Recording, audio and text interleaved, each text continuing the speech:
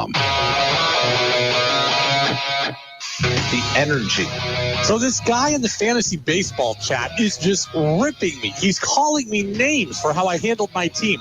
Buddy, you had 20 weeks for your own team to play better. Don't be mad at me. The passion. Mac Jones is fighting not just for his Patriots job, but he very well may be fighting for his NFL future. The opinions on all your favorite teams.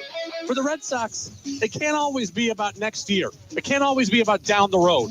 Where's the team that battles for now?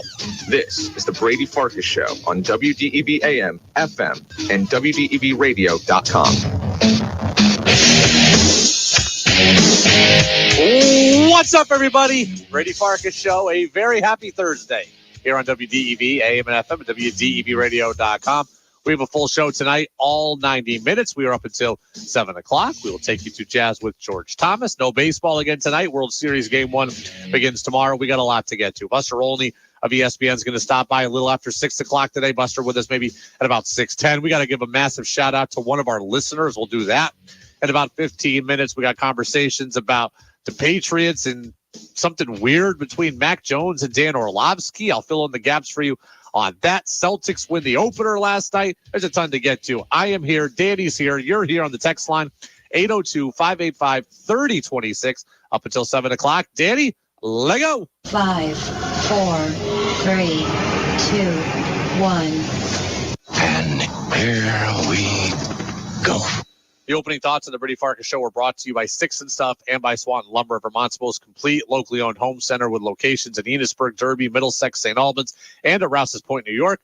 They're online at sticksandstuff.com, also at Swanton Lumber. All right, Celtics win the opener last night. Congratulations to you, Danny. Congratulations to all the C's fans, myself included, but I'm not as big a C's fan as you are. They get the victory. They're 1-0. They're on their way to a championship season, I hope. 108-104 was the victory over the New York Knicks. I thought the Celtics came out and played very well early in this one in the first quarter. They were up 12 at the end of the first quarter. They were not as good in the second quarter. I didn't think they were as good in the third quarter, but when you go back and rewatch the highlights and look at the box score, they actually did win the third quarter by 4 over the Knicks. The fourth quarter, they got outscored. So it was a back and forth game. They were able to win. I think the biggest keys were their ability to get up 12 at the end of the first, and then their ability to close. They were down 7 in this game with 6 minutes to play or whatever, 100-93. Came back, held the Knicks only to 4 points from that point forward. It was, it was 101-101 with a minute and a half. Porzingis hits the big three. There's a lot of things I want to say about this game, right? There's takeaways good. There's takeaways bad. Danny, I got to tell you, having you on this show and knowing that the Celtics are going to be a bigger part of our daily conversation has caused me to watch them already through one game in a slightly different way, right? Usually, I will watch regular season basketball for enjoyment purposes, and I will really start to analyze what I'm watching towards the end of the season and into the playoffs. I was very keenly aware yesterday of what I was watching, how I was watching it, and I was watching it in a critical eye. And I got to tell you, I don't think it was that great a game to watch yesterday. I don't know if you feel different. I'm glad the Celtics won. And frankly, I don't know what I was looking for, right? Like, I don't want to see the Celtics play 130-127 games. But I also thought what we saw yesterday was kind of ugly. I don't think it was all that aesthetically pleasing. And I think what I was looking for going in, I think what my expectation was going in, is that everything the Celtics did offensively was going to be pretty. And maybe that's something that I shouldn't be thinking of. Maybe this early in the season, I shouldn't be putting that label of perfection on them. But my overall perception of yesterday's game was it was generally ugly. And maybe that's because they were playing the Knicks, and the Knicks have 2 7-footers, and Julius Randle is a guy who can play bully ball, and Tibbs is a guy who likes to get games, be gritty, and maybe when they play someone else, it will look prettier.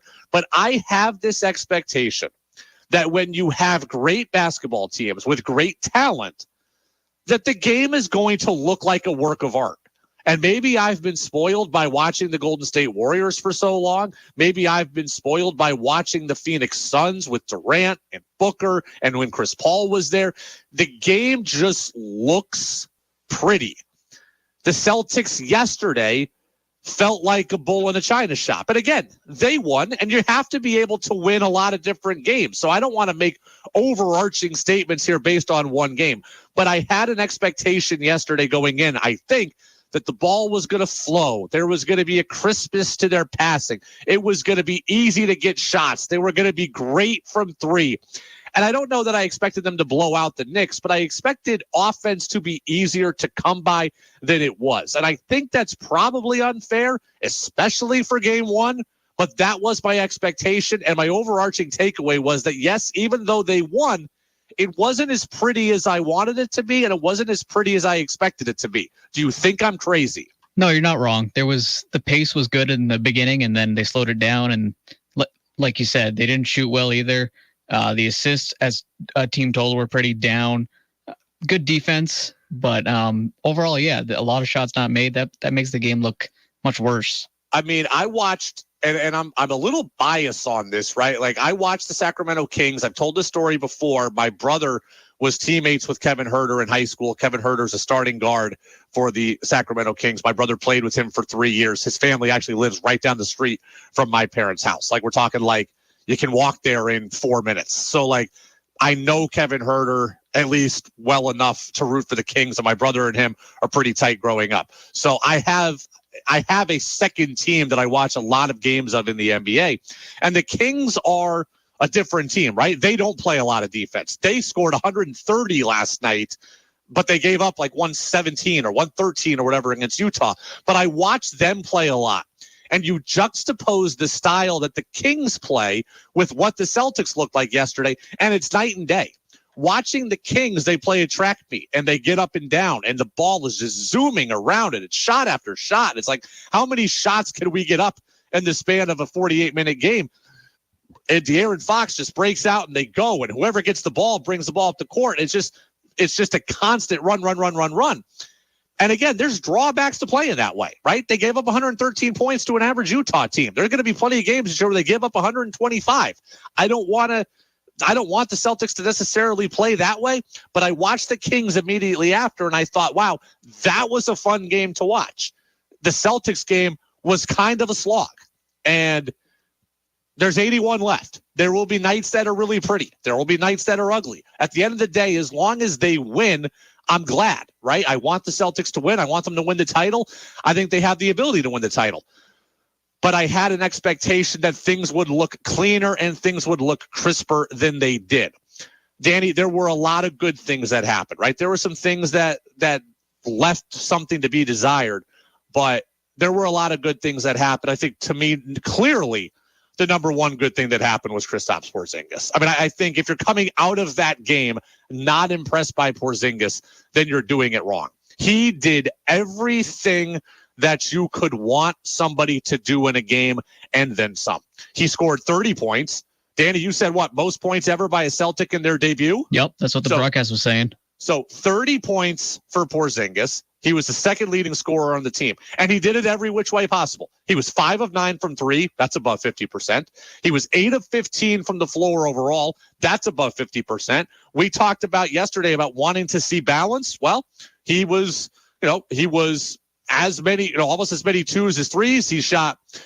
I saw him on the pick and roll. We saw him on the alley-oop in the first quarter. We saw him hit the big three late to take it to 104 to 101. He got to the line where he was 9 of 10. How many times did we see the Celtics last year settle for jump shots and not get to the line? Well, they get there 26 times yesterday, and Porzingis gets there 10. He's the leading free throw shooter on the team yesterday. That's outstanding. So he did everything you could want to do. And, oh, by the way, he had 4 blocks defensively. And when he wasn't blocking a shot, Danny, he was altering shots. I mean, how many times did somebody get to the lane and have to kick when they didn't want to? How many times did somebody get to the lane and no, Porzingis didn't block the shot, but they had to alter their shot and it became uncomfortable and it became a miss and a rebound the other way for the Celtics. So 4 blocks. He only had 1 turnover. He had 30 points. He was plus 13. The team was was -2 when Porzingis wasn't on the floor. So clearly he was the driving force behind yesterday's victory.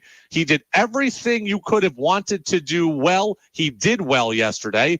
And I mean, I don't know how you come away from that game not thinking that this guy is going to make a huge difference for this team. Yes, there will be days where it's Jaylen Brown's day to go off, or Drew Holiday's day to go off, or, Porzingis will have a game where he scores 9 points this year. But the skill set and versatility that he has, we saw him hit from 4 and 5 feet behind the line. We saw him hit shots late in the game. We saw him hit shots early in the game. We saw him get to the bucket. He did everything you could want yesterday, except he had 0 assists. That was a negative, right? Part of kind of the choppiness of the game. I talk about the ball not flowing well enough. Well, Porzingis having 0 assists, that's going to have to change. I don't need him to have 10 a game, but he's got to be somewhere in the 4 to 5 range, I would think. And you know what's interesting to me too, Danny? And this is something that it's a fine balance, but it's a very real thing that we should be observing here.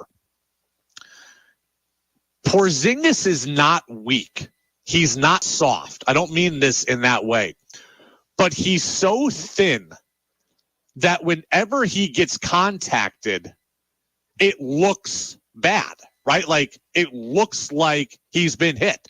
And he's going to be able to use that to his advantage in terms of being able to get to the line. Now, I also am tall and thin. I obviously am not very strong.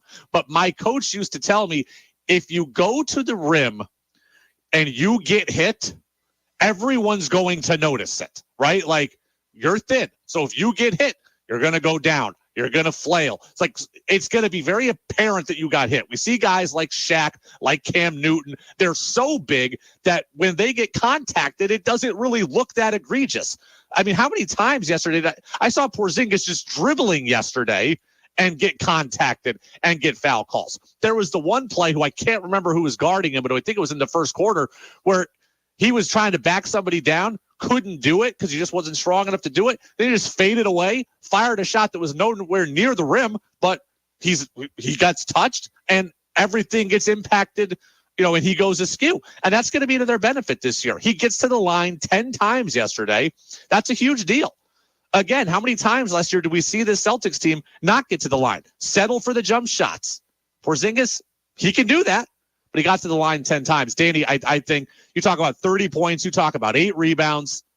Porzingis was the story of the game as far as I'm concerned, both offensively and defensively. A big putback at the end of the third quarter to put them back up 10 or something. I can't remember, but just important plays he was making.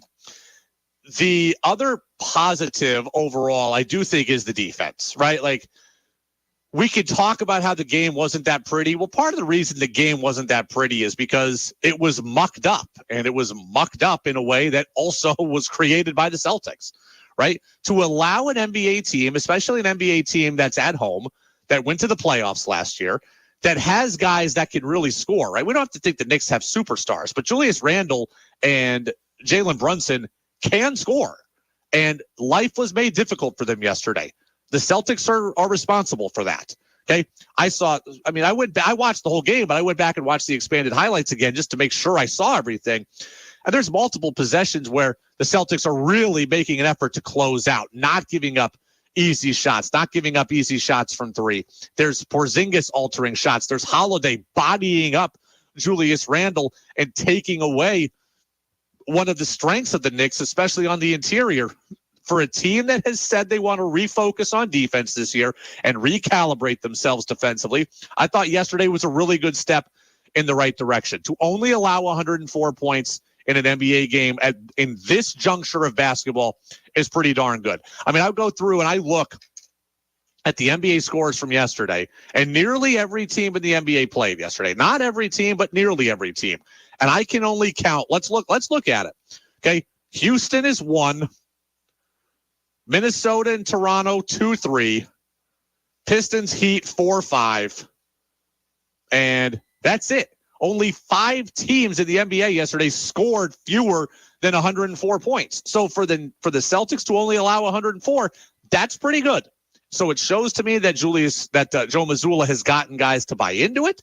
Showed me that the team has bought into it, and I think that is impressive for a team that wasn't always impressive last year, defensively. Elsewhere, kind of some other takeaways here, some other positives from this. Because of Porzingis, let me backtrack.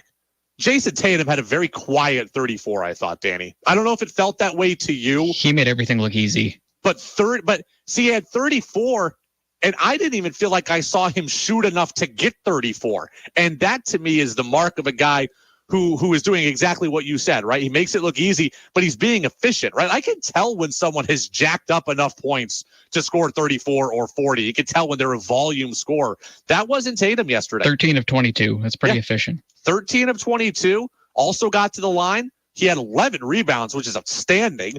So it's just a quiet 34. It wasn't forced. He was able to be the leading scorer in a way that, honestly, when I went back and looked it up everything again today, I was surprised to see that Tatum was the leading scorer. It felt like the Porzingis game to me, but you look at it and Tatum leads the way with 34, 11 rebounds, also had 4 assists. Couple of things, though, stood out to me on the negative, Danny. And I think this game as a whole kind of symbolized everything we thought about this team all wrapped up in one. The positive was that Tatum's a superstar. He showed that. A positive is that Porzingis is there. They have more depth scoring. They have more options, right? We knew Porzingis was going to be a big part of this. A positive was the defense, right? We thought all of those things could happen. On the negative side of things, we said our biggest concern for this team was depth, and that showed yesterday. It's opening night. The Celtics played every one of their starters 32 minutes or more. Porzingis did not sit in the entirety of the first quarter. Doc Rivers on the national broadcast on ESPN said, I don't think I've ever seen him do that before. That is not sustainable. I'm not really a load management guy. I believe if you're healthy, you should play. I want you to be healthy. I want you to play. But it's opening night. We've got 81 of these things left, and we have to see every starter for 32 minutes or more. We talked about where the bench scoring would come from. There wasn't really any, okay? You had 12 bench points yesterday. In an NBA game where 108 points were scored, you only had 12 off the bench. 7 from Horford. 8 from Horford and 4 from Pritchard. That was your bench scoring. You only played 9 guys. And really, Horford's the only bench guy that really truly played substantial minutes. Hauser, 14 minutes, 0 points. Cornette, 8 minutes, 0 points, only 1 shot attempt. Pritchard, the guy we heard about all offseason, all preseason, 11 minutes, 1 for 4 from the floor, 0 for 3 from 3, only 4 points total, -8 there. Every bench guy was in the minuses except for Hauser on the plus minus. You've got to find answers on the bench. These guys can't do what they did yesterday every single night, right? You are going to need to sit a guy. A guy is going to get injured. A guy is going to get in foul trouble. You have to have answers off the bench, and the Celtics really didn't have that yesterday, and that was something that concerned us. I mean, I'm looking at 1, 2, 3, 4, 5, 6 different did not play yesterday. I don't know that I need to see 14 guys play, but in the early part of the season when you're trying to ease guys in and trying to figure things out and trying to set up rotations, I kind of thought we'd see some mixing and matching. We really didn't have that. Maybe we will as we move forward here in the first 3 weeks of the season. But, Danny, depth was one of our biggest concerns, and I don't feel any better about it than I did yesterday. Yeah, I'd like to see them have like a top 12, preferably. They played what, like? They played 9 guys total. Yeah, not good enough. Okay, they played 9 guys total. And there'll be games where Cornette's the DMP, and it'll be a smaller guy that gets those minutes, but they need to spread out the minutes a little bit better than that. And we're spoiled based on last year, right? Malcolm Brogdon was the 6th man of the year. Say what you want about him in the playoffs. He got hurt, and did he want to be here in this season or whatever? I know it ended badly with Brogdon. He was the 6th man of the year.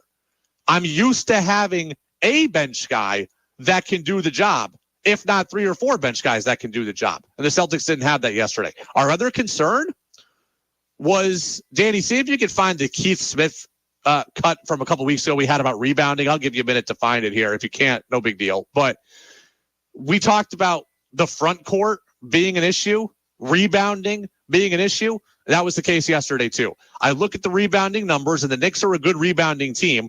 The Celtics got out-rebounded for the game.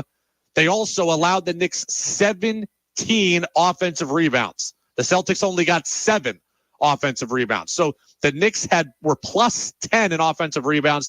So that's 10 extra potential shots that you could get. That's 20 or 30 extra points that the Knicks could have gotten. That's multiple extra fouls that could have been picked up by the Celtics. You've got to be able to box out and corral the rebound. And if they could corral the rebounds easier, maybe they get out in transition and the game looks fun, free, and easy like I wanted it to look. But when you're getting out offensive rebounded by 10, that is a problem. Danny, do we have the Keith Smith cut? We do. Okay, go ahead and play it. I asked Keith Smith of Spot Track a couple weeks ago, his biggest concern about the Celtics, rebounding is where he went. Last year, they were the best defensive rebounding team in the league by the end of the season. And I know some people might be like, wait, what? No, that can't be. But they were. Now, this year, that's going to be a little bit more of a challenge. And part of what put them at the best was, despite not having the one kind of singular dominant rebounder, you had guys like Smart and Grant Williams who did the dirty work of they'd check out, they'd box out, they'd make sure, that guys were freed up to go after the glass. And they're going to have to do a little bit more of that as a team. Yeah, they did not do that yesterday, right? To allow 10 more offensive rebounds to me is a problem. Other things, Danny, kind of small. Well, I think they're big, but there are other small footnotes in this game. 18 assists on 37 buckets.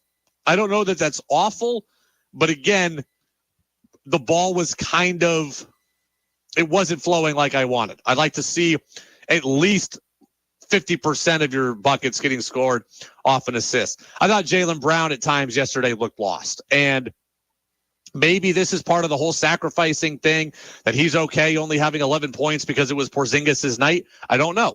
But I do think Jaylen Brown looked passive. Again, the dribbling with his left hand was an issue. He lost the ball a handful of times. Didn't necessarily turn it over all the time, but kind of took him out of the flow of what he was trying to do. He was only 4 of 11 from the floor. He was 0 of 4 from 3. He only took 4 free throws. Again, it can be other guys' nights. Jaylen Brown doesn't need to score 30 every night.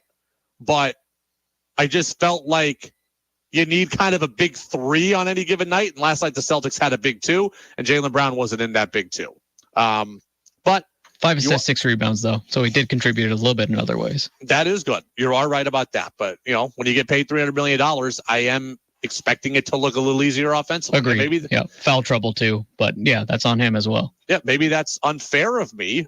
I don't want to be that guy who just says, oh, look at your contract, you have to do this. But look at your contract. Like, you've got to be able to, I expect you to. Jalen would agree with you too.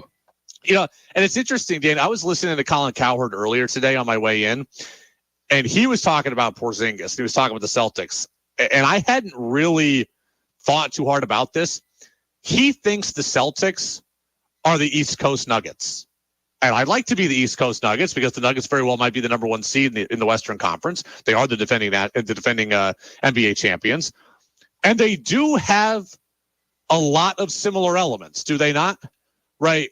Like, I think about the Nuggets, and this was the point Colin was making. They have a big 4 where on any given night, any of the 4 can beat you. The Celtics theoretically have that too, right? They have their star, Jokic and Tatum. They have their secondary player, Brown and Jamal Murray. And then they have a third guy, whether it's, Caldwell Pope for Denver and Porzingis, or Aaron Gordon and Porzingis, or Aaron Gordon and Drew Holiday. There's 4 guys there at any time that can take over a quarter, can take over a half, can take over a game. And there's just that kind of balance and that kind of depth, at least in your top scoring unit, at least in your starting unit, that is really beneficial. So, yes, I think that's a valid comparison, and it's something I obviously hope to see play out that way, given how good the Nuggets are and how good the Nuggets were. But Nuggets run a lot more offense through Jokic, though. They do run a lot more offense through Jokic. I think that's fair. And as a lead decision maker, that's not something Porzingis is probably going to be. No, and it's interesting, too, you say that, because it's part of the reason why I think the Nuggets offense looks pretty as opposed to choppy. Like, where the ball is going, right? And you know where it's being played off of. Jokic gets the ball at the high post, and then he just goes to work and makes his decision. And from that point, it's easy basketball. If it's one-on-one, Jokic goes to the hoop, looks good. If he gets doubled, he kicks out to an open shooter. If he gets doubled, kicks out to an open shooter, and now that guy gets closed out hard on, well, then they just whip it around to someone else, and then now you've got a defense that's scrambling, and the offense just looks good. But that's why he's the MVP. That is why he's a two-time MVP. You're right. The Celtics don't necessarily have that. The Celtics have – it's hard for me to say it's isolation ball. It is, because it's not – when I think isolation ball, I think of Trae Young. The Celtics don't have that, right? The ball doesn't just stick in somebody's hands. But I watch the Celtics. You bring it up slow. You let somebody have the ball for 5 or 6 seconds. Now the shot clock's at 16, and now you're whipping one pass, and that guy's got it for 4 or 5 seconds, and then somebody just goes to work with 6 seconds on the shot clock. The ball does not flow like it does for other teams. Again, opening night, I don't want to be too reactionary to it. They will get better. They will have more team chemistry. They will have more nights where they score better. They will have nights where there's 3 guys over 20 plus. And I think at the end of the year, the Celtics are going to be a team that can win 55, 60 games, right? I don't know if they will. Should be 60. They had 57, 55 last year. I think the over-under I saw, is 54.5 this year. I'll take the over. Yeah, well, I hope you're right. And I think that they have a good chance if they're healthy, right? Yes, if they're healthy. That's always the caveat. But it's just it was a gritty opening night win. Now they're going to play Miami, a team I think they're better than. Then they're going to continue on and take on they got Indiana in the first 4 games. I'm trying to think of who's coming up, what the order is. Washington's first, and then Indiana, and then Brooklyn. I mean, there's certainly very winnable games here in the early going. I was reading our guy Adam over at Celtics blog, our British Celtics expert. He also pointed out, and I hadn't realized this when I was watching it in real time, 42 points in the paint for the Celtics yesterday. And that's really good because you look at it, New York has 2 7-footers, right? Like Mitchell Robinson and Isaiah Hartenstein. There's 2 7-footers there. So if you're able to, and Randall is a tough guy to get in on given how thick he is. If you get 42 points in the paint on a team with 2 7-footers, what are you going to be able to do on a team that's a lot smaller? We'll have to see. We'll see if the Celtics can take advantage of that. But yesterday did kind of portend well for that. All right. Texters in 802-585-3026. Kyle over in South Burlington's complaining about the offense since it's all on Missoula. I don't know about that, right? Like the players make things in the NBA. I don't know that this is on Missoula. We'll have to just see, right? They are going to get more chemistry as we go. They are going to get more chemistry as we go. They are going to get better as we go. I expect there will be days where, Danny, you were watching the NBC Sports Boston broadcast, I know, but I was watching the national broadcast, and they were really praising Drew Holiday. Doc Rivers was saying, Holiday doesn't shoot a lot, but he always shoots the right shot. I thought that was an interesting way of looking at it, an interesting way of thinking about it. And I also have to remember that Holiday scored 18 points a game last year. He did that in Milwaukee when Chris Middleton was hurt, right? So he had to become the number 2 last year in Milwaukee. He doesn't have to be the number 2 here. Maybe we will see him more in the 9 to 12 points a game stats this year. I don't know that we'll see him at 15, 16 because I had kind of forgotten about how Middleton was out a lot of the year last year. He's suited, though, to be a playmaker. And if he's at 9 to 10 and he's a 4th scorer on the team, I think that's perfectly fine. But I kind of had my mind on him getting 15, 16 a game. Looks like it's probably going to be a little less than that as long as everybody stays healthy. I think we just went through 30 minutes with no commercial break here on the Celtics. So we got to step aside. We got to get to our CBS News update. We got to get some words in from some sponsors as well. I also have to admit an egregious mistake on my behalf. And I have to give a huge shout out to one of our listeners, a huge, massive shout out to one of our listeners. I'll tell you both of those things, and we'll get to Buster Olney of ESPN. He's going to be with us on the other side of the CBS News update. Buster on Craig Breslow. Red Sox make their hire. Their new president of baseball operations, the former left-handed pitcher Craig Breslow. What do we think of it? What are the concerns by it? What do we need to know? Buster Olney, ESPN MLB Insider, with us next after CBS News. And again, a huge shout out to one of our listeners. You know who you are. We're giving you your praise anyways on DEV.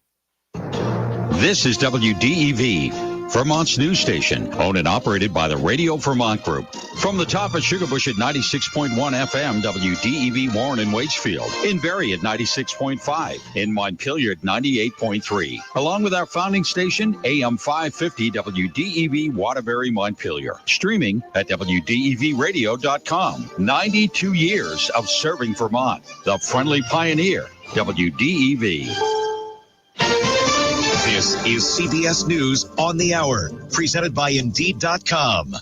I'm Monica Ricks. Authorities in Maine are still looking for the shooter who killed 18 people and injured 13 others in Lewiston. CBS's Bradley Blackburn is there talking to residents. My thoughts and prayers are to my town, and I can't believe that somebody could do this. Worried with this suspect still out on the loose. I'm absolutely terrified. Yeah, I am. CBS's Cammie McCormick has more on the suspected gunman. Robert Card is an Army reservist who was taken in by police for an evaluation after the military said it was concerned he was acting erratically in mid-July at West Point, where his unit was training. He is a trained firearms instructor. Police say he should be considered armed and dangerous. An arrest warrant now charges him with 8 counts of murder, and the list is expected to grow as more victims are identified. Israel's sending troops into Gaza ahead of what could be a bloody conflict with Hamas. CBS's Tina Kraus reports from Tel Aviv. While the conflict rages, protesters gathered in Tel Aviv to keep the focus on about 220 hostages held by Hamas since its October 7th rampage into Israel. I want my brother back now. I want him safe. I want to make sure that he's taken care of. I want to know what is his condition. The Pentagon says there's also been an uptick in threats to U.S. forces. Brigadier General Pat Ryder. We are aware of an attack today against U.S. forces at Erbil Air Base in Iraq. It was unsuccessful. No casualties, some minor damage to infrastructure. Today, Iran also called for a ceasefire to the conflict at the UN. Police in Maryland say the man suspected of shooting and killing a judge last week has been found dead. His body was found in the woods about a mile from where his SUV was found Saturday. He was reportedly angry about losing custody of his kids. Thousands of auto workers are relieved their union struck a tentative deal with Ford. WWJ-TV's Andre Gutierrez talked to UAW members. I'm glad that they were able to squeeze every penny that they could, out of the company. To Walter Robinson, a 25% raise that'll bring the top wage at Ford to more than $40 an hour is a sweet deal. It's definitely going to be life-changing for the people, and it's definitely going to be a career and not just a job. She comfortable in my skin. Well, if you plan to attend Beyonce's concert movie premieres, you will have to follow a dress code. In London, it's formal opulence, like black tie. In LA, a little more lax. The dress code is cozy opulence. The film debuts in theaters worldwide on December 1st. This is CBS News. You need to hire? Indeed is with you every step of the way, helping you attract, interview, and hire candidates all from one place. Visit Indeed.com/credit. The 18th annual Big Dog Daddy Hearing Clearance Sale is going strong at Lamoille Valley Chevy. Tell them, bro. Folks, take it from me that you can tune out all the noises about strikes and supply shortages. Right now at Lamoille Valley Chevy, our lot is full as it has ever been over the last 4 years, with over 200 new and pre-owned cars, trucks, and SUVs available. And with the new models incoming, it is time for us to sell down our inventory now, and that means you can save money with deals like this. Right now, current Chevy owners can take up to $10,000 off MSRP on a new in-stock Silverado at Lamoille Valley Chevy. And you shoppers, listen to this. Not only will you find one of the largest selections of new Chevy car, truck, and SUVs at Lamoille Valley Chevrolet, but our lot is also packed with late model, low mileage, pre-owned vehicles, including many that are certified pre-owned and some with a better warranty than a brand new car. Folks, at Lamoille Valley Chevy, we have the inventory, and most of all, we have the desire to make deals and earn your business. So come get an awesome deal at the Big Dog Daddy Hearing Clearance Sale happening now at Lamoille Valley Chevy, located just past Stowe and Morrisville in the beautiful town of Hyde Park, Vermont. And remember, at Lamoille Valley Chevy, we know price matters. Folks in the Valley call it the 24-hour. To others, it's Billings. Longtime locals refer to it as the mobile. It doesn't matter what you call it. Everyone knows it's the place to stop in Waterbury. Fresh donuts and coffee, Amato's Deli, cold beverages, snacks, and of course, 8 gas pumps to get you fueled up and back on the road. They even have free air, vacuum, and a bike repair station. Billings Mobile, conveniently located on Route 100 in Waterbury. Open 24 hours, 7 days a week. Are you looking for rewarding work where you can make a difference in our state? I'm Paul from Green Mountain Solar. As one of the fastest growing solar companies in Vermont, we're looking for talented candidates for our solar advisor, installer, and electrician roles. We offer a competitive salary and benefits package and the opportunity to do meaningful work. We pride ourselves in providing the best customer experience, and that is only possible when we have a strong team. To apply, please go to greenmtnsolar.com or send your resume to jobs@greenmtnsolar.com. Make your opinion heard by texting onto the Brady Farkas Show at 802-585-3026. Now it's back to the Brady Farkas Show on WDEV AM, FM, and WDEVradio.com.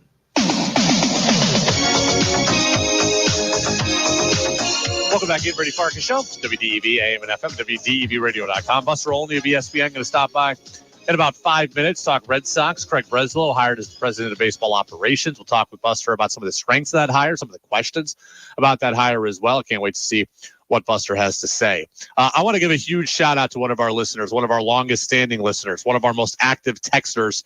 That's our guy, Peter in Williston. And I hope Peter is listening right now. Peter sent a cake, like a high quality cake, to the station today to celebrate the Brady Farkas Show's 3rd birthday. Shout out to Peter, the real MVP. Peter, I thank you. Danny thanks you. Corm thanks you. Kaya thanks you. Everybody thanks you. We appreciate that so much. We certainly don't need any gifts. We do this show because we selfishly love to do it. We also do it for you so that you have something else to listen to, right? You got a lot of choices of things to listen to. We're honored and happy to be one of those many choices that you have, and we're always happy when you choose us. But Peter, man, it was awesome. And really appreciate it for you to recognize us, to recognize our show, to recognize the work that we do on our show's 3rd birthday. It was actually interesting because we got the package, and at first it didn't have a return address on it, so we didn't know what it was at first. We opened it up, and Corm was down there, and Danny was down there, and we opened it up, and we saw that it was a cake, right? It said that it was some kind of pastry. Like it said that it came delivered in dry ice. So like we knew it was food, and then it said it was a pastry or some kind of pastry. So then we opened it up, and it's very clearly cake, and very clearly high quality cake. And I thought it was a gift for my birthday. Like my birthday was on Tuesday. So I thought somebody had sent a gift for my birthday. And we weren't sure who it was, right? We're like looking around, couldn't see the return address. It wasn't on the package because the package was dry ice. We're like, what is going on here? And I'm like, well, one of our listeners probably just heard it was my birthday and sent it. I'm like, man, that's awesome. And then we open it up further, and there's a little card in there, and it says, happy 3rd birthday to the Brady Farkas Show from Peter in Williston. And man, Peter, that made our day because number one, no one's ever given us a cake before. Number two, that's incredibly thoughtful. And number three, it just shows that you really care as well. So Texter says, well deserved. We love you, man. Well, thank you very much. We love you as well. So, and it's interesting that came today because you know what, Danny? Today is our exact 3rd birthday of the Brady Farkas Show. I'll be honest with you. I thought it was yesterday. We missed it? I talked about on Tuesday, on my birthday, we went through and we read the first ever synopsis of the first ever Brady Farkas Show podcast. And I thought that was the next day. I thought that was October 25th, the day after my birthday. No. It turns today is the 3-year anniversary of our birthday. I don't know how I messed that up. But when I was through on Facebook today, which, God, I wish I could stop using, but I just can't for work purposes. But I really wish that I could. I saw a bunch of memories, today is the day, right? 3 years ago I had written, today's the day. The new Brady Farkas Show starts tonight. We're on DEV. Here's when we're on, and here's who our guest is. And I went back and I thought about it. I'm like, yeah, I guess October 26th was our first show. And the reason, so here's what I thought. So I remember that our first show was the Monday after the Patriots got beat by the 49ers, right? Cam got benched, Stidham came in, Patriots got absolutely killed. So that was the Monday after that was our first show. I was positive that Sunday of the game was my birthday. Like, I was positive that my birthday, October 24th, was a Sunday, and that I was watching Patriots football on my birthday, and then the next day was Monday, October 25th. Turns out that was not the case, right? Turns out that was not the case. My birthday was clearly on Saturday. The 25th was clearly Sunday. The 26th was clearly Monday. And there you go. But the show began 3 years ago today. And I think we've grown a lot. I think we've come a long way. We've added the text line. We've had Danny. We've had intern Jack, who was here. We had intern Colin for a while. We've had people come and go. The guest list has changed. We've added Buster. We've added TC. We've had Freddie from the start. I want to give a huge shout out to Freddie Coleman, who's been with us every Wednesday that we were available for 3 years. Every single Wednesday. He's never missed one for his thing, right? There have been days where I couldn't do it or we weren't on the air because of a Red Sox game or whatever, but Freddie has always been available. Bob Sosi, our friend, has been with us. We've added Phil Perry. Like, the show to me has grown so much, and I am pumped for everybody who has been with us for the entirety of these 3 years. And Peter and Williston, shout out to you. Only one way to celebrate this. Happy birthday! There you go. That's our guy Arnie there. Arnie's been on the show a handful of times as well. So good stuff. Thank you very much to Peter and Williston. Texter says, was the cake for Kaya? It was her birthday yesterday. No, it was addressed to the Brady Farkas show once we found the card, and it came from Peter and Williston. Is she allowed to have a piece, though? Everybody can have a piece. I can't eat Happy all this birthday, cake. Kaya. I can't eat all this cake. Danny and I can't eat all this cake. So I think what we need to do is we need to have maybe we take some of the cake over to the crew at the Legion tonight, right? Thursday night dinner over at the Legion. Everybody's hanging out there right now, but we bring it over there and share some of the cake with them, with our guy Steve and our guy Rick over there, all the friends of the show who were hanging out at the Legion here in Waterbury. Glenn says, what kind of cake was it? Delicious cake. Trust me, it was extremely decadent, Danny. Extremely decadent. Ornate white frosting. I didn't eat any of it yet. And I know you didn't either, because it came in dry ice. We had to put it in the fridge, and we were letting it, get out of the packaging for a bit. But it will get eaten. Don't trust me, it will get eaten, and it will get eaten in short order. That is for sure. I talk about our 3-year birthday and all the ways we've grown. One of those ways is by bringing on Buster Olney, our ESPN MLB insider and Vermont native. Well, Buster is on the phone line with us now. Yes, we do have him. Yes. Buster, thank you for being with us. How are you? I'm doing great. Brady, how are you doing? I am doing well as well, but we're in some kind of bizarro world here. It was 70 degrees-ish today here in New England. Did you tell me it's 0 where you are today? In Montana, yeah. I covered the American League Championship Series, and when I got back from Houston, the temperature plummeted as I arrived, and now we've got snow falling. And it's wind chill factor this morning below 0, and it is something. Winter hit us. The beginning of winter hit us hard this year in Montana. Oh my goodness, I can't even imagine. Here we are, 70-ish here in New England. Wow. Let's talk about the hot stove, which is also raging here in New England. Craig Breslow hired as the Red Sox president of baseball operations. Looks like he is going to have a number 2, and he'll get to pick who that is. Your initial reaction to the Craig Breslow hiring for the Red Sox is what? Is positive, but also while recognizing the reality that they weren't able to lure any of their top candidates, maybe because of the perception that their organization's a little wacky, and that they're hard to please. Moving on from Theo Epstein, moving on from Ben Cherington, from Dave Dombrowski, to Chaim Bloom. It never feels like that there's necessarily a plan that's going to last when it comes to owner John Henry. But at least in this case, they get someone who's from the area, grew up there, lives there, and as you and I have talked about many times, there was always a question of whether or not Chaim Bloom totally understood the Boston market and the sense of urgency that you have to work with. I like the fact that he's been throughout his career someone who's been known as being really collaborative. His expertise is in pitching. He was a pitcher. He's been working for other organizations. To foster great pitching, and the Red Sox need that. But, let's not pretend that, they haven't again hired a first-timer. and know that that's going to come with some risk. You know, it's interesting you say that because that's kind of where I wanted to go next. So we had Tom Caron of Nesson on yesterday, and he said he likes the hire, but he also acknowledges what you said, that he's a first-time guy. And he says, I would like for the number 2 to be someone who has true front office experience, who can kind of help guide him through some stuff. And I'm thinking to myself, that's probably fair and that's probably true. But I kind of like my guy who's hired to do a high-profile job to just be able to do the job and not need his hand held, so much at the beginning. Is that a fair criticism for me or unfounded? It's possible, as long as he works well with that person, that it could be fine. You know, a lot of front offices, the way they're structured now, they have. And I'll just give you an example. Brian Cashman, the Yankees general manager. He's done the trades. He's an expert in that. But Gene Afterman, who is his number 2, is basically the compliance person. She is a lawyer by training. She knows all the rules.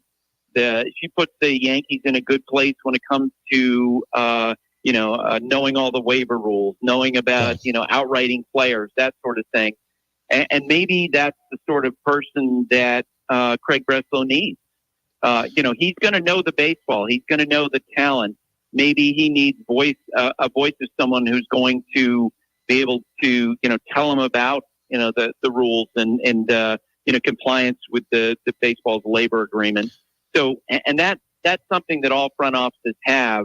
Let's face it, when you're in their position and you can't get the person that you want, who, a Sam Fold, a Brandon Gomes, people who turned down Kim Ng, who turned down opportunities to talk with the Red Sox, then you have to make the best of your situation. And it's also great that, Breslow has a past relationship with Alex Corey. He knows him. And I think Alex is going to be an asset for him in a way that maybe he wasn't able to be for Chaim Bloom. Buster Olney, ESPN MLB Insider, with us here on the Brady Farkas Show on WDEV AM and FM and WDEVradio.com. You mentioned that Breslow's background is in pitching. I've read a lot about all the great work he did with the Cubs now in his previous position. And the thing that worries me, though, Buster, is kind of what you said at the beginning. I'm wondering, is he going to have the requisite time that's needed to put in processes and help guys develop? I mean, they're going to draft some pitcher this year and Breslow's going to develop him and the kid's not going to be in the majors for 4 or 5 years. And I don't know if Breslow will ever get to see this wave of talent actually crest and get to the majors because the ownership has been so finicky. Right. And I think that, a guy who put a voice to that this year in a parallel situation was Steve Cohen, the owner of the Mets, who basically came out, in midseason when we were all wondering, is he going to fire Buck Showalter? Is he going to fire Billy Epler in the middle of the season? And Cohen said, look, I don't want this organization to get a reputation as being this kind of crazy place where people are fired left and right. Well, that's kind of where the Red Sox are right now. Yeah. And it's earned over time, despite the fact that, they've won 4 championships since the 2003 season. They've changed direction many times. And I don't think anybody, especially, as John Henry gets older, I don't think anybody knows for sure what the direction of the Red Sox is going to be in 3 or 4 years. Is Alex Cora going to be the manager? Is Craig still going to be the general manager? Will they be able to develop pitching? Where are the other teams, the organization is going to be? They don't have the stability, without a doubt, that the Tampa Bay Rays do, or the Yankees, or at the moment, the Baltimore Orioles with this young group of players that they have. It's interesting. I think maybe the further removed you are from playing, maybe you get some of the playing nature kind of knocked out of you. And I think Jerry DiPoto is probably with the Mariners an example of that. But what Chris Young has done with the Rangers, being a relatively recently retired player, I think people are singing his praises of the analytics community, but also the ability to understand what the clubhouse dynamic is like. And I think people are hoping that Craig Breslow brings that as well. How big a deal is that he's a recently retired player who understands the clubhouse dynamics, maybe when to go for it at the trade deadline, et cetera? I think it's potentially a big deal. I think you have to have relationships with players and have an understanding of players. Doesn't mean you necessarily had to be an all-star or play at a high level, because as you and I both have seen many times, that type of history also carries its own potential pitfalls. Ted Williams was a great hitter. He was not a great manager. Yeah, right. As he expected his players to understand. But I do think that, for example, and I'm just pulling some things that we saw with the Red Sox under Chaim Bloom, I don't think a former player would have allowed a situation where Xander Bogaerts got offered a 1-year extension. Because I think Craig Breslow would have understood, look, if you do this to him, you're going to offend him. And if you offend him, you're going to potentially piss off everybody else in that clubhouse when you treat the best player that way. That was one of many mistakes that they made when it came to player relations. When Christian Vasquez was traded, someone who had 15 years in the organization, there was nobody there to tell him. He's, speaking with reporters down in Houston. I think those are things that Breslow is going to have a better feel for, a greatest awareness of. I think it's part of the reason why Chris Young has been successful with the Rangers, because he understands how players feel, when they're playing well and when they're playing poorly, and how they're communicated with. Buster, I want to get to the World Series here in a second, but one question on a Red Sox rival. I read the report yesterday that the Yankees have had exploratory conversations with the Padres around Juan Soto. We know nothing can happen, until after the World Series ends here, but do you see the Yankees as a match for Soto, or is this just due diligence on their part? No, I think they absolutely could be a match. Maybe the biggest mistake I feel like the Yankees front office made in recent years is the fact that they allowed the team to become so right-handed. And it's kind of fun as a baseball fan to think about the damage that Soto could do in Yankee Stadium. Now, we'll tell you that, and you remember when Soto was traded to the Padres, he really played poorly for 2 months. Yes. And this year, over the course of the year, he got better gradually. And because of all that, there now is this perception around Soto that he is someone who might have a period of adjustment. And in New York, a period of adjustment may not be there because, as if you're a star coming in from the outside and you don't play well right off the bat, you're going to get booed, which is only going to complicate, that adjustment. We've seen it with Jason Giambi. We saw it with Alex Rodriguez. We saw it with Joey Gallo, who never recovered.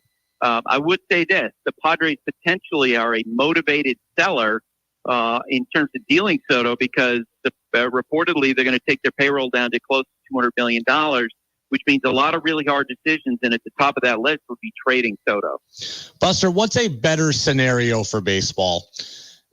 All the teams that are still in it until the last week of the season like we had this year, but with that comes the risk of an 84-win Diamondbacks team getting to the World Series, or less playoff teams, everything wrapped up by Labor Day, but a better or, quote, more worthy champion. What's the better situation for baseball?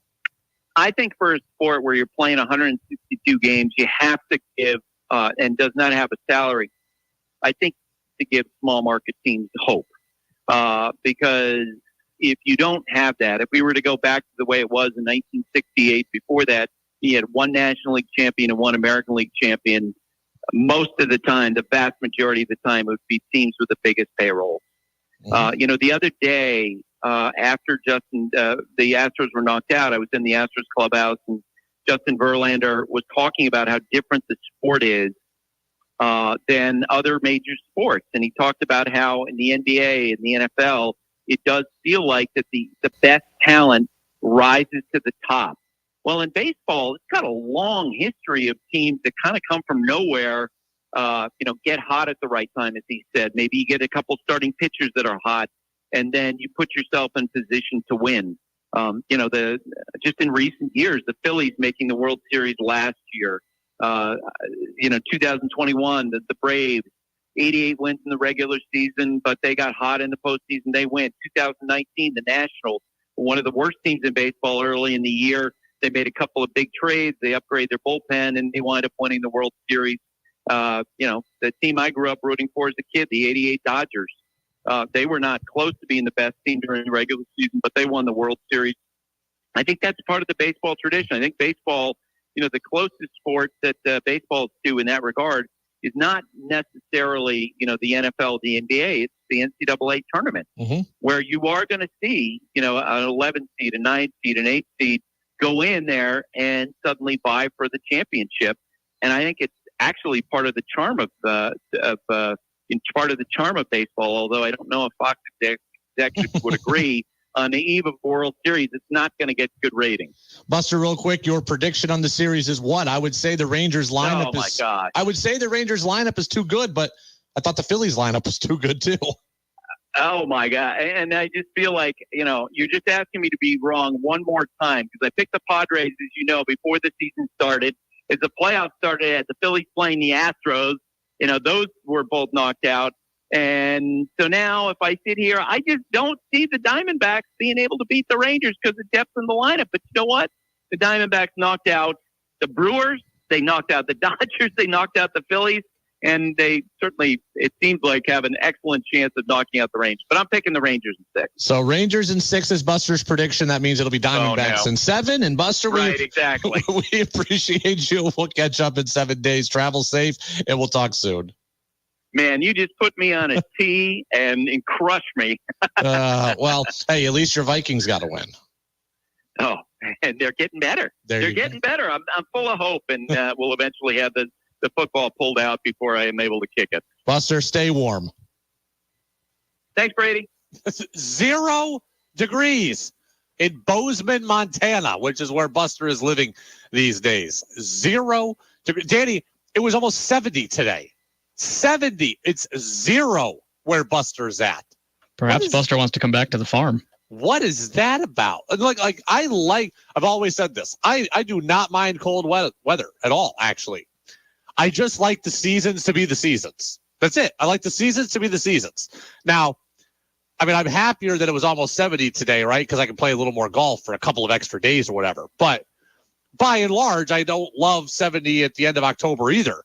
But I just want, and I know the climate change people that know way more than me and all that will come out and talk about why this happens. But I just miss how it was when I was a kid, right?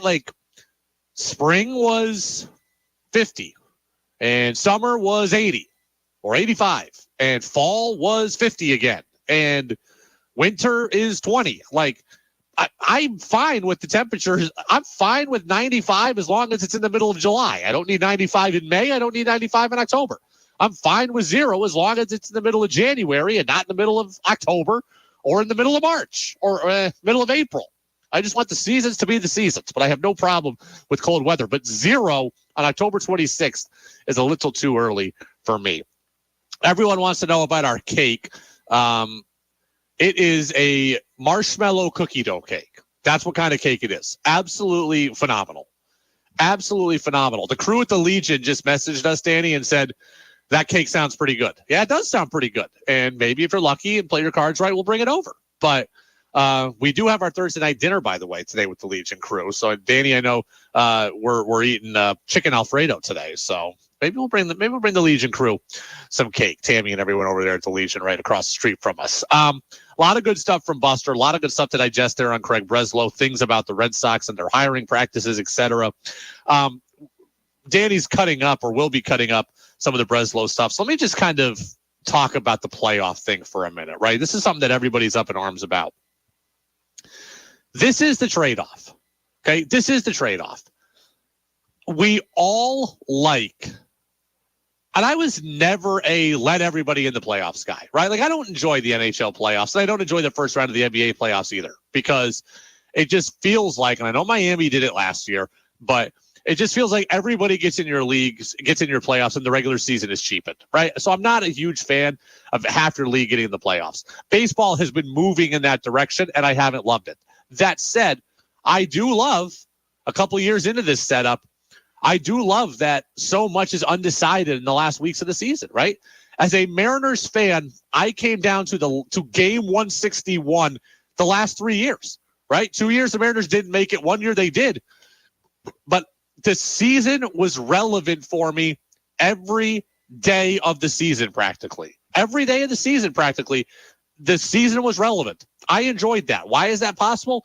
Extra wild card team, right? Your team not being buried on July 4th is a good thing. It's a good thing for baseball. It's a good thing for the teams, and it's a good thing for you, the fans, to know that you can pull yourself up and to know that your season is not over on Memorial Day. But when you have that, the trade-off is that you can see a team that barely snuck in get on a run and get hot, like the Diamondbacks have. So would I prefer that the Atlanta Braves were in the World Series instead of the Diamondbacks? Yes, they had a historically good regular season with a historically good player in Ronald Acuna Jr. Would I prefer the Dodgers were in it? Sure. Would I like to see the 101-win Orioles in it? Sure, I would. But the trade-off for having an exciting regular season all the way through is that your playoffs can have some wacky things. And we don't usually see that in the NFL, right? Like the top seeds oftentimes get to the Super Bowl. In the NBA, we did see it last year with the 8th seed Miami getting to the finals, but by and large, your top 2 seeds are getting to the NBA finals. The NHL has always been wacky, right? We've seen 8 seeds win the Stanley Cup before. So the NHL is more akin to what we're seeing right now in baseball. It just is what it is.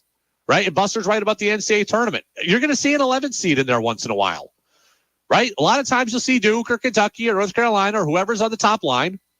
But sometimes you'll see a George Mason or a Wichita State or a VCU or whoever, right? Or a St. Peter's get into the Elite Eight. It's what happens. It's why we love sports. Underdogs can be fun.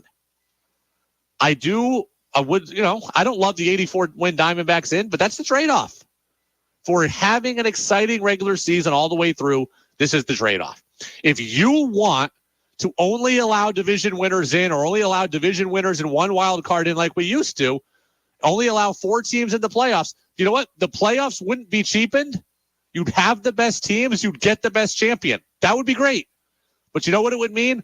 It would mean that half the teams are selling at the trade deadline. Half the teams will become irrelevant at the trade deadline. And a bunch of teams would have their seasons over effectively on June 1st, certainly by July 1st. And that isn't that fun. Trust me, as a fan of the Mariners, I've been there a lot of my life where your season is over and it's over early and you're just waiting for football to come. I do prefer what we have now where you have more fun for longer as a fan. It's the Brady Farkas Show on WDEV AM and FM at WDEVradio.com. We'll get to some of Buster's takeaways on Craig Breslow. We will do that soon after we cut up the interview. But something that Dan Orlovsky said about Mac Jones raised some eyebrows today. Are those eyebrows fair? We'll discuss it next on DEV. If your winter tires are tired, poor, or otherwise not ready to face this winter, bring your vehicle to us at Waterbury Service Center. We have the right tires for winters, studded, all season. From tiny hybrids to 3/4-ton trucks. We wash, clean, mount, and balance your tires. Stop in today and find the tires you need and the service you deserve. We're Waterbury Service Center, helping you through another long winter. Full service repair right on Main Street in Waterbury. Thank you. Good signs catch your eye and promote your business. Hi, this is Trish at Always On Time Signs. We design and produce custom signs for businesses big and small. Commercial signs, safety signs, banners, window, wall, and floor graphics, and much more. You'll be impressed by our customized designs and quick service, and you'll love our competitive prices. Come see how our experienced designers can create the sign you're looking for. Always On Time Signs in Berlin, online at alwaysontimesigns.com. Hi, it's Lindsay D. from Bolton Valley. 'Tis the season for all things season long. Sign your kids up for our season-long ski and ride lessons programs and get your season-long rental equipment for loading the lift or exploring the backcountry. But beware, if you haven't already gotten your season's pass, prices go up on Halloween. Unless you want us to pay you to ski and ride this winter. We're hiring full and part-time right now. However you find your way to BV this winter, I'll see you up here in just a few weeks. Benjamin Moore Paints last, protect, beautify, and enhance the value of your home. See a variety of New England colors at Country Home Center in Morrisville. They only sell premium products and offer premium service. The two go hand in hand. For years, they've chosen Benjamin Moore as their premium paint line. Professional painters choose Benjamin Moore Paints. They also choose the Country Home Center paint room for all those paints. See Caitlin in the paint room. Country Home Center, 85 Center Road, Morrisville, and online at countryhomecenter.net. Just because you're away from your radio or out of our broadcast range doesn't mean you have to miss out. Listen live on the WDEV stream, brought to you by AARP Vermont.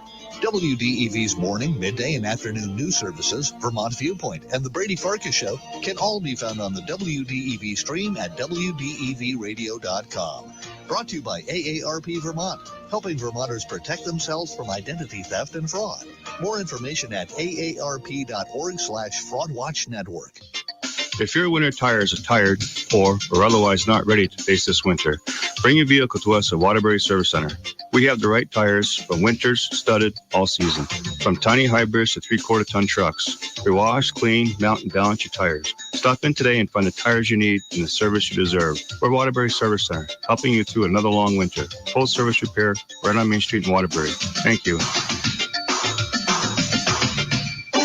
Game 1 of Major League Baseball's World Series is Friday night on WDEV.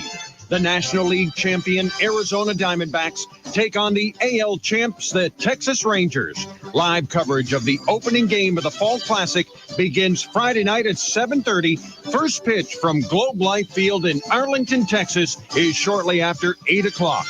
World Series action Friday night right here on WDEV FM and AM.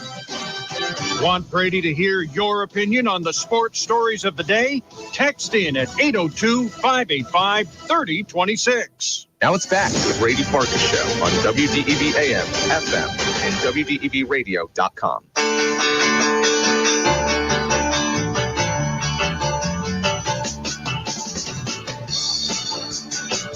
Welcome back in, Brady Farkas Show right here on WDEV AM and FM and WDEVradio.com.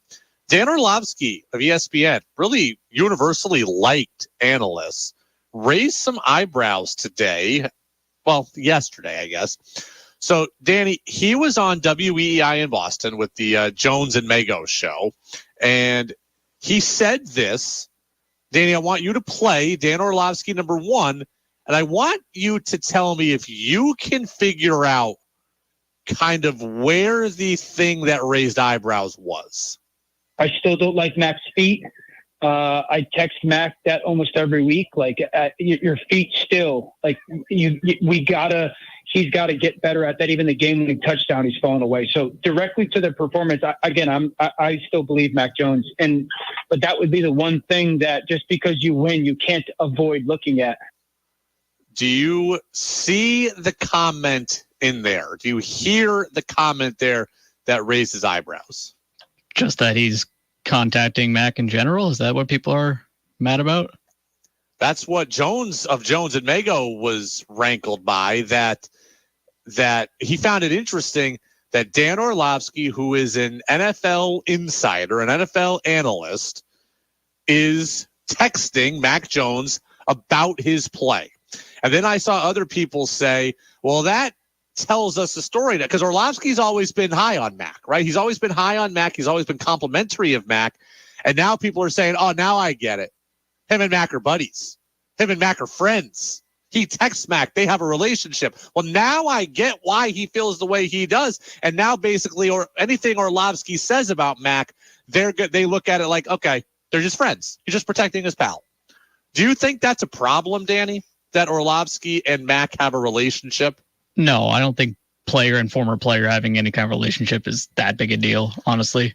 I don't think it's a big deal either. And frankly, look, the media and player world has become so blended, right? Because there's so many former players in the media. There's so many former executives in the media, so many former coaches in the media. Guys are going to have relationships, right? That's just the way it is. Guys are going to have relationships. Guys are going to have sources. Guys are going to have insight. I do think, though, it would have been important to know that, like all along, that Mac had a relationship with Orlovsky or vice versa. Because I do think it's fair for people to know, like, okay, so Mac has an opinion of, or Orlovsky has an opinion of Mac that is shaped now because of their friendship. Is he truly able to be critical? Is he truly able to be honest? Or is he always going to skew on the side of protecting his friend or because he likes him, right? And I think about, like, I don't have a perfect example off the top of my head. Okay, let's just, even though I don't like him, like Urban Meyer, I would have to think, is always going to lean Ohio State. But it's very, very obvious why, right? Like, it's very, very overtly obvious to us that he worked at Ohio State. He's from Ohio. He coached at Ohio State. He's probably going to pick Ohio State in games out of biases. He's probably going to talk well about his former players at Ohio State. Like, it's very well known to us that is a thing. This should be made the same way, right? There should be some publicity around this as well. If Orlovsky said at the beginning of the season, hey, I worked out with Mac this offseason, so I get that I'm a little closer to the situation than all of you. But, when I worked out with him, this is what I saw. I wouldn't raise any red flags about it. But the fact that it's kind of been hidden from us, it does change things for me a little bit. I'm certainly not mad about it. And I don't find it weird that they have a relationship. I just now have to go back and listen to things Orlovsky said about Mac with a different frame of mind. Okay, they're friends. They have a relationship. I mean, I'm trying to think, like, if there's somebody like that for me, I'm not at that level to have those kind of relationships, but I'm trying to think, like, if there was someone, like, we talk to Cam Ellsworth at Norwich every week, right? And I'm not doing it this year because I'm not on the midday news service on Thursdays anymore. But, like, I had developed a relationship with Cam over 3 years where I could probably sit here and say, like, hey, I talk to Cam every week. I like him. I've gotten to know him. I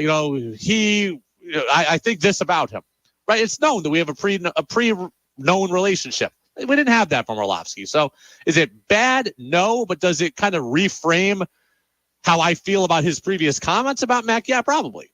Right? Like, he's gone to bat for Mac. He's talked good about Mac. Well, now I know why. They're buddies. And they have a relationship. And there's nothing wrong with that. I just wish I had known. But the media athlete world has become so blended now. It's become, impossible to navigate. It's become impossible to navigate. Texter says, Brady, you sound like an old man with this take. How do I sound like an old man with this take? I mean, really, like, I don't care if Mac Jones and Dan Orlovsky are friends. I don't care if they talk every day. I don't care if Mac Jones texts Dan Orlovsky and says, Boomer Brady. And yeah, I don't think so. I don't disagree with that. Like, if Mac texts Orlovsky and says, hey, what'd you think of my tape?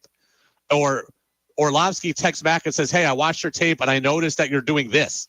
I don't think there's anything wrong with that. I have absolutely zero problem with that.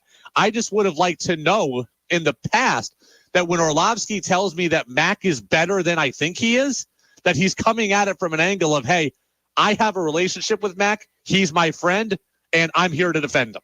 I think that's fair. I think that's fair all across the board. But it was public criticism of his footwork. You're right. It was public criticism. So he did show the ability to be honest, and that's important. And I like Orlovsky a lot. And I think it's fair that he talks about his feet also. And it's interesting because Mac's footwork has been a subject of discussion here in the last couple of weeks. But remember when we had this stuff about Cam? Like, Cam had bad footwork his last year. Well, the 1 year he was in New England. Throwing off his back foot, throwing with 1 foot open, dropping his arm angle, couldn't get his back foot into it, couldn't get his shoulder into it because we thought his shoulder would be injured, etc. That's kind of become Mac. I don't know if it's because he's lazy with it. I don't know if it's because he's pulling off early because he thinks the pressure's coming when it's not. But his footwork, he has not driven the ball in the way that he has not driven the ball in the way that he had in the past. Text says, think about what you're saying. I don't care that they're friends, but the fact that I don't know is weird. What is the biggest concern about anybody in the media? Any former player in the media, what is the biggest concern? Are they going to be able to talk candidly about guys they just played against? I once interviewed Lou Merlone about this same topic, and he said, when I first got into media, it was hard, right? Like, I knew guys, I liked guys, I had played with guys, I had played against guys. It was hard for me to be honest about my friends. That was a real concern that he had. That is a real concern that people have. Tom Brady's about to get hired, supposedly, or already has been hired, and supposedly next year going to work at Fox. And people are already wondering, can Brady go and talk honestly about quarterback play, or is he always going to just defer to supporting the quarterback? Networks are asking this question. Fans are asking this question. This is the same thing that I am saying about Orlovsky. Is he able to look at Mac objectively, or is he not because they have a relationship? I do not think that makes me old, or that does not make me cynical. I think that's fair. Right? I think that is fair to note. We hear that all the time when athletes get into media, the biggest question is, can you talk badly about your friends? Devin McCourty, you are now in the media. Are you willing to talk bad about Bill Belichick when it's going bad, or are you always going to defer to him being your guy? Right? Like, we just want to know.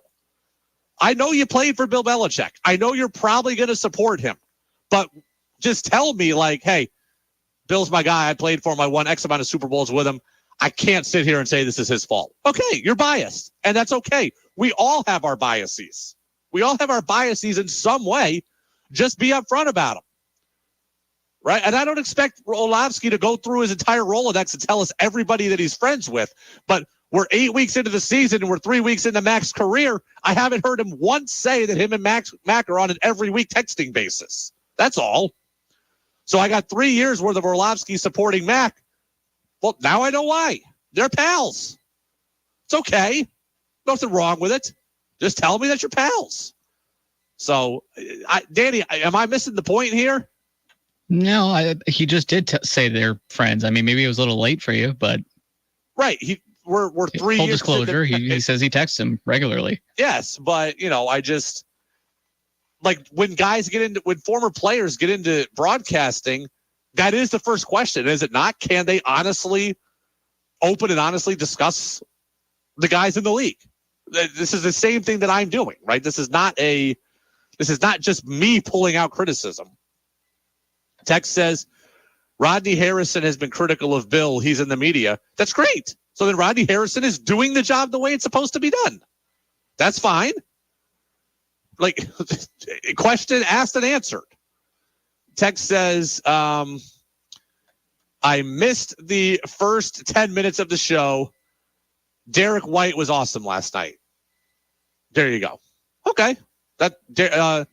Derek White was good defensively. Well, he only had 9 points or so, Danny, but he had a really big 2. He's always impactful in other ways. Had a really big 2 in which he kind of like gave like an old man hesitation, like up and under from in the post, turned into a big layup. It was a beautiful move by Derek White. We told you where he was going to be more impactful.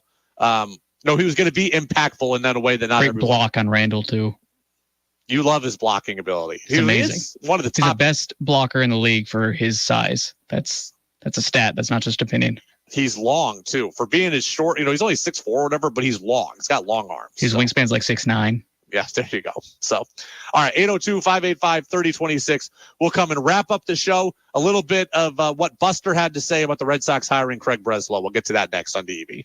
The 18th annual Big Dog Daddy urine clearance sale is on fire at Lamoille Valley Ford. Tell them, kid. Folks, don't let the noise about strikes and supply chain issues affect you, because at Lamoille Valley Ford, our lot is loaded with incredible deals. In fact, with over 300 new and pre-owned vehicles available, including the largest selection of Ford trucks we've had on the lot in the last 4 years, I can personally tell you at Lamoille Valley Ford, we're making deals every day. Right now, qualified buyers can get any new in-stock F-150 at Lamoille Valley Ford with 0% financing for 36 months. Or with $4,900 cash or trade down plus fees, you can get a 2-year lease on a loaded 2023 F-150 Super Cab for just $299 per month.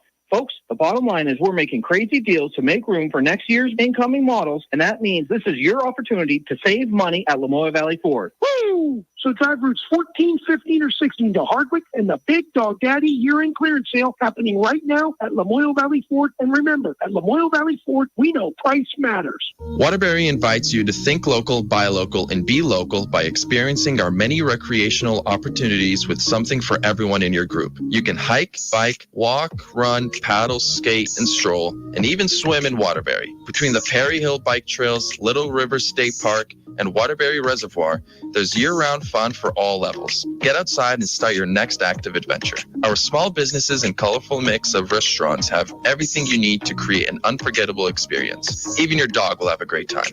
Black Cap Coffee and Bakery of Vermont is now open in the historic Waterbury train station. Black Cap is the new place for lunch and for gatherings in Waterbury.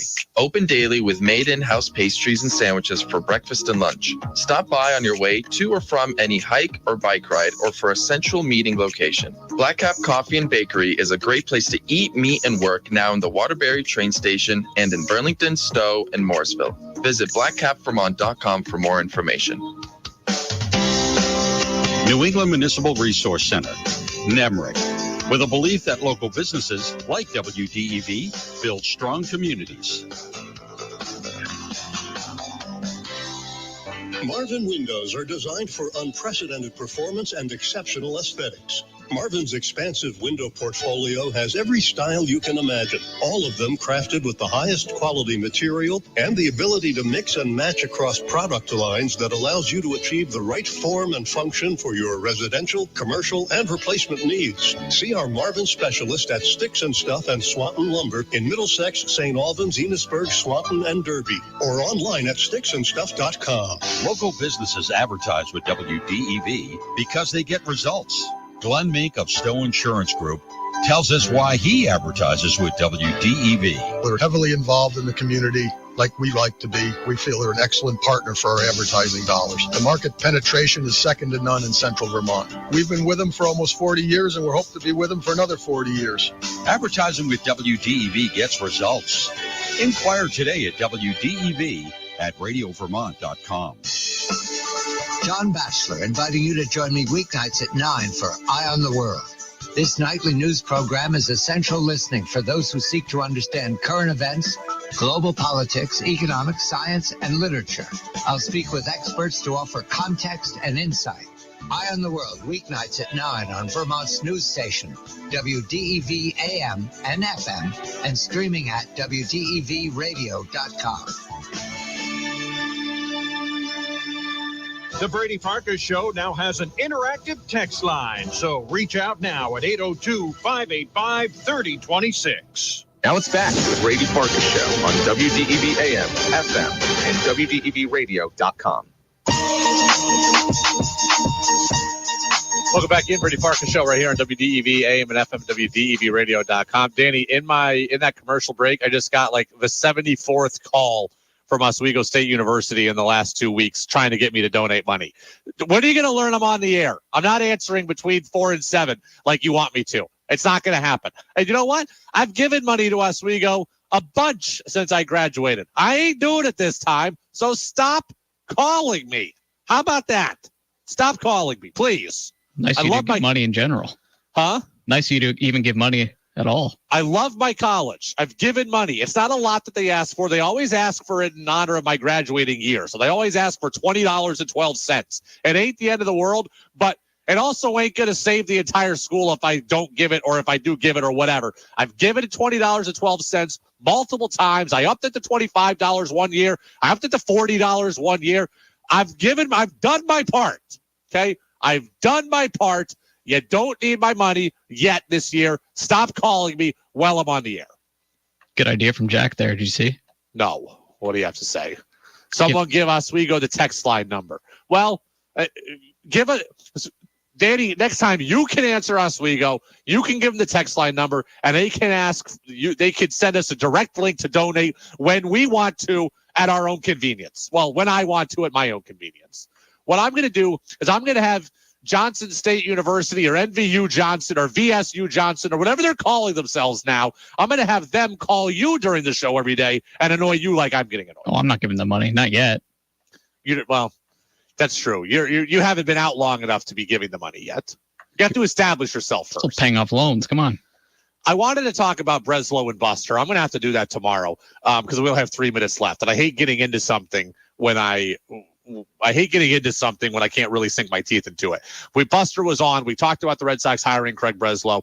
That interview is available shortly or will be available shortly on our podcast channel on Apple Podcasts, Spotify, and WDEVradio.com. Buster likes the hire is the long and short of it, but acknowledges he wasn't their top choice, right? Like he wasn't their top choice. So recognize that the Red Sox inability to steadily keep someone in this position impacted their ability to hire someone.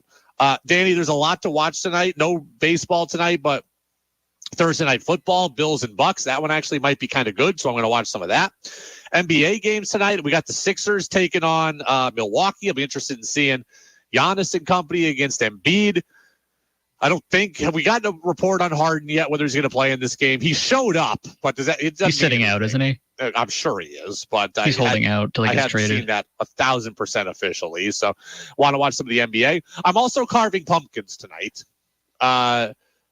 I'm not very artistic, but carving pumpkins is something I can actually do. I'm trying Can you carve a Seahawk? No, but I am trying something new. I'm going to try to etch the pumpkin this year. I've never etched a pumpkin before. Have you ever etched a pumpkin, Danny? No. Do you know what etching a pumpkin is? As different than carving? Not exactly. So carving is when it goes all the way through the pumpkin, right? Like there's actual holes in the pumpkin, like you could, put your fingers through or put in a utensil through or whatever, right? You've actually carved out the entirety of the pumpkin. Etching is when you basically just like scrape the top layer off the pumpkin. So it's not actually carved all the way through. You can do a lot more cool and intricate things when you etch a pumpkin than when you actually carve it. Carving it is they're both hard, but carving it, obviously you're taking more out of the pumpkin. So you kind of have less space to work.